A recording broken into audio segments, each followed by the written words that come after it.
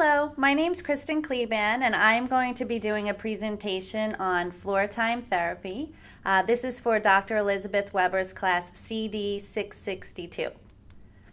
So floor time therapy is a therapy technique that was developed in the 1980s by a child psychiatrist named Dr. Stanley Greenspan. He created what they call the Greenspan Floor Time Approach, DIR, or Developmental Individual Difference Relationships. The objectives of the DIR model are to build healthy foundations for social, emotional, and intellectual capacities rather than focusing on skills and isolated behaviors. Dr. Greenspan developed the DIR model to help with children with a variety of developmental delays, such as autism, ADHD, sensory processing disorders, developmental delays, and many other diagnoses. He developed this to push themselves to their fullest potential. The premise is that adults can help children expand their circles of communication by meeting them at their developmental levels and then building upon their strengths. Now, central to the DIR model is the role of the child's natural emotions and interests. This has been shown to be essential for learning interactions that enable the different parts of the mind and brain to work together and then build successfully higher levels of social, emotional, and intellectual capacities. And floor time, it's pretty straightforward. It's just like the name implies. It encourages the clinician or the caregiver or the parent to engage with the child literally at their level by getting down on the floor and playing with them. Floor time meets children where they are and builds upon their strengths and abilities that they already have through interacting and creating a warm, comfortable, safe relationship. It challenges the child to go further and to develop who they are rather than what their diagnosis says they are. Now, who uses floor time therapy? Speech pathologists do, child psychologists, special education teachers, occupational therapists, and of course, parents or caregivers. Floor time therapy has been proven to help children reach 6 developmental milestones. The first one is self-regulation.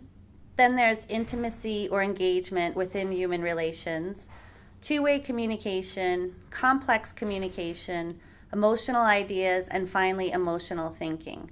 What floor time does not focus on are things like speech or articulation, motor or cognitive skills independently. It focuses on these areas in an indirect way through emotional therapy, emotional development. The parents and the therapist engage the child through activities that the child enjoys and responds positively to. So for any age child, you want to do 3 things. The first and most important component of floor time is follow the child's lead. This is so you enter the child's world and join in their emotional flow of where they are. And second, you want to challenge them to be creative and spontaneous. And finally, you want to expand the action and the interaction to include all or most of their senses and motor skills as well as different emotions. As you do this while staying within the child's focus, you're helping them practice basic thinking skills, engagement, interaction, symbolic thinking, and logical thinking. To master these skills requires using all senses, emotions, and motor skills. As the Greenspan floor time approach, he calls this process opening and closing circles of communication. So the clinician teaches the parent how to lead the child into increasingly complex interactions. And the way that they do this is they'll have a calm environment at home or in the speech room. They're hoping that the parent can do this 8 to 20 minutes per day, which is optimal. Of course, you might have to recruit family members in, babysitters, neighbors, but it's very helpful to have this much interaction on a daily basis. What happens is after the parents are trained, then they can train the babysitters or the other extended family members. What floor time does is it emphasizes back and forth play interactions between the child and the clinician or the parent. And this back and forth play establishes joint attention, engagement, as well as problem solving. The parents and the clinician help enable the child to remain focused to help sharpen interactions and abstract logical thinking. So for example, let's say the child is tapping the ball up and down like this. the parent might just come next to the child and do exactly the same thing and not say anything. And then the parent, to expand on the interaction or to make it more complex, can take the ball and put it in front of the child to see what the child would do. But what this is doing is interacting with the child on their level and what interests them, rather than forcing them saying, Johnny, tap the ball, tap the ball. Most children don't like to be told what to do. They like to do what interests them and they have a connection with. So now what I'm going to do is show you a sample session with my coworker Juan, who's kindly acting as though he's a client, aka a child, and hopefully you enjoy it and learn something from it. So this is an example of what floor time therapy is like and following the child's lead and his interests.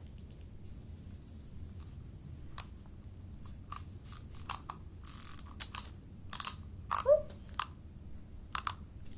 He fell. He's broken. He's broken? Is he broken? Oh, I don't think so. Look, he's not broken. He's dancing. He's dancing. He's dancing. Yes, the blue robot's dancing. Blue? Blue? This is blue. Blue, very good. That's blue. What else is blue? Ball? Blue ball. Blue block. Put it on. Blue car. Blue car. That's a nice car. Wow, it's going fast. Oh, the car hit the robot.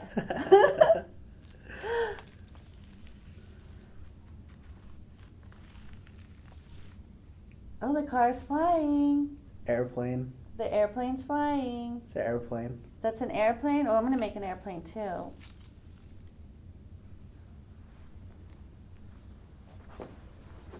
Juan, where are you going?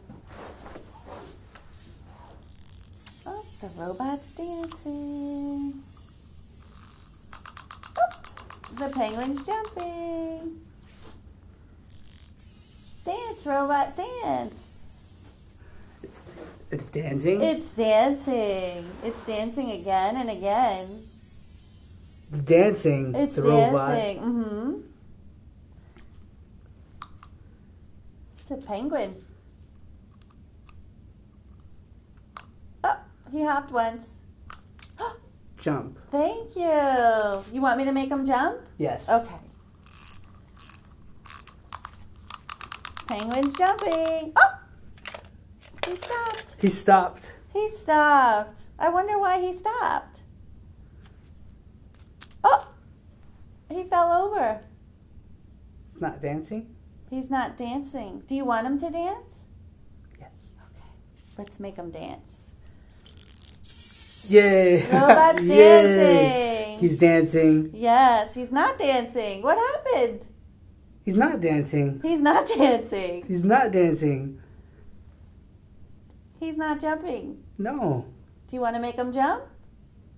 Yes.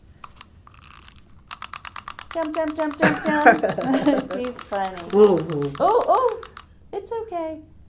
So as you can see in this session, what we did was we followed the child's lead and his interest, and he's still interested, obviously. So hopefully you got something out of this. There'll be a handout that's attached to the video presentation, and hope you have a great day.